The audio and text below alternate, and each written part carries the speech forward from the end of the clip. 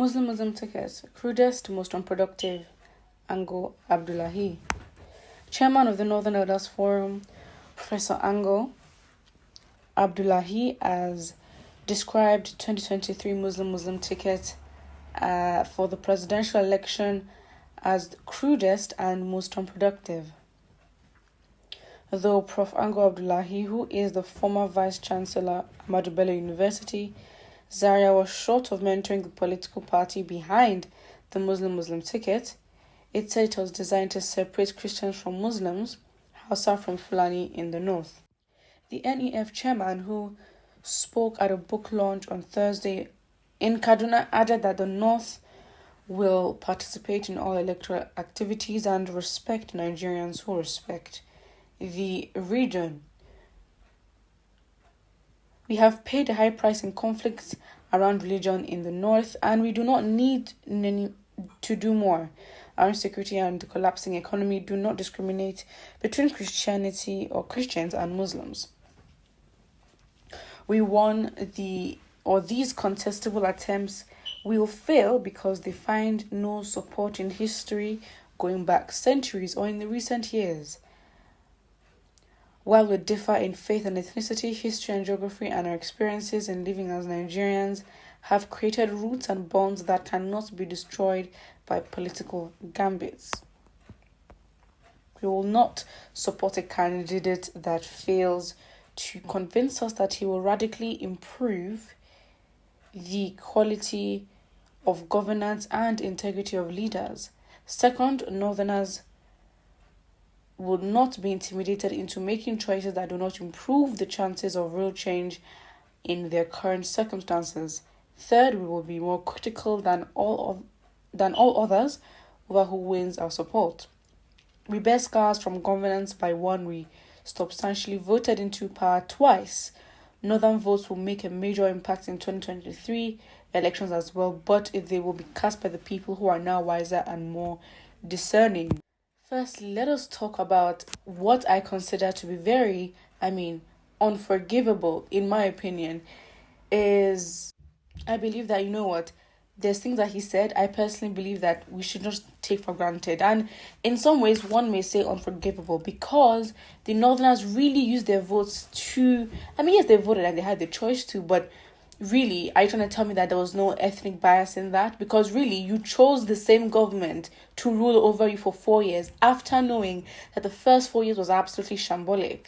So you brought this upon yourselves. And so why should we believe that if you can vote in 2019, of course you can make the same, unwise mistake and decision again? Why would anybody trust that the North would all of a sudden open their eyes to the reality? For years, they haven't opened their eyes to the reality of the fact that the government that has been running them, is not going to be for their interest, apart from Northern elites. And you feel like you're winning because you've been conditioned to think that, well, if one of us is in government, then it's a win for us. But you are getting attacked every single day. Your children are getting stolen, and your government pays bandits to release you. They don't even fight for you. That's how worthless you are to the Nigerian government or to the elites that make you vote for them. So if you're going to come and say, and you can come to the reality, you could have come to it yesterday. Why today? Because what else would be stopping you from voting for APC again? Because I think it's just not justifiable. Like, how much do you want to suffer? To what extent do you have to get, buried into Nigeria's, hopelessness until you decide to rise up? Would it be too late? Maybe Nigerians want to suffer with you guys, but to be aware that yes, you do have the numbers and you are the first point of contact for a lot of politicians. Of course, they're going to go to the north. So what I'm tired of personally is the Northern Elders Forum, the Miyetti Allah, these groups that are representing factions of the north. What are you talking about? Because really, you cannot. That's the problem. Let the youth or let the people of the north, in their numbers, say what they mean.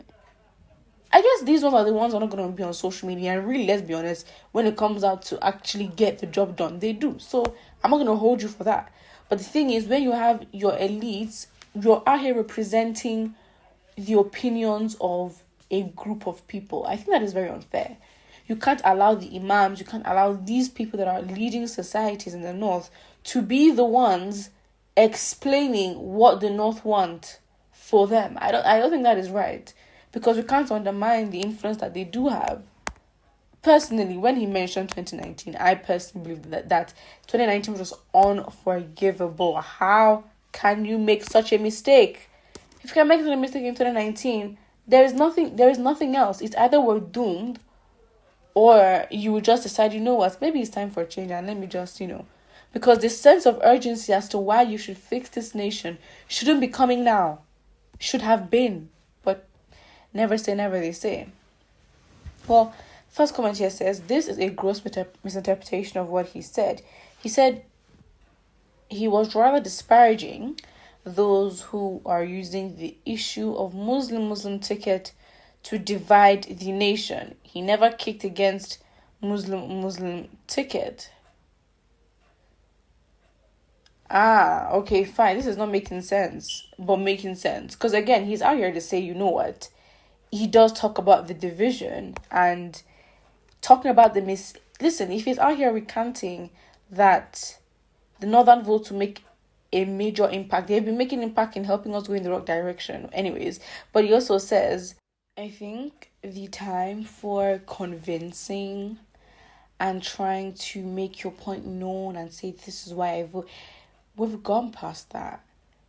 It should be like the NSAS protest where nobody had to explain what the vision or what the plan or what the movement was, because it was a shared cause. And you cannot tell me that above everything else, we cannot unite on the fact that we're suffering. This is bare minimum. This, it's bad because it shows how divided we are. But really, if we cannot unite on the basis of the fact that we have a very corrupt system and none of us are benefiting from it apart from a few elites, then that is a problem, because it is highly useless. I'm sorry. 2019 was the test. After 2019, it was like, well, you got the government you voted for. But then again, to be fair, you cannot compare, because you had about 10% of the population voting. That's about 20 million people. And now with, the voting population looking to be more engaged, which really we should have been engaged, but we're looking to be more engaged, which is positive. But the fact is, there's so much damage that has been made. It's like the longer you wait, it's harder to fix, right? So I think that, him talking about, we've now realized the North, with insecurity, the economy is collapsing. We've been in the middle of these collisions, insecurity issues. Oh, really? I think if you're trying to, yes, you can be able to nudge people and make them see your point. But Nigerians have been doing that to each other for years. And really, if we still have to be doing the same thing, it's just calling on a different kind of patience that I don't think a section or a part of Nigerians have. And it's pretty much like, when you want to be part of the movement, you can join.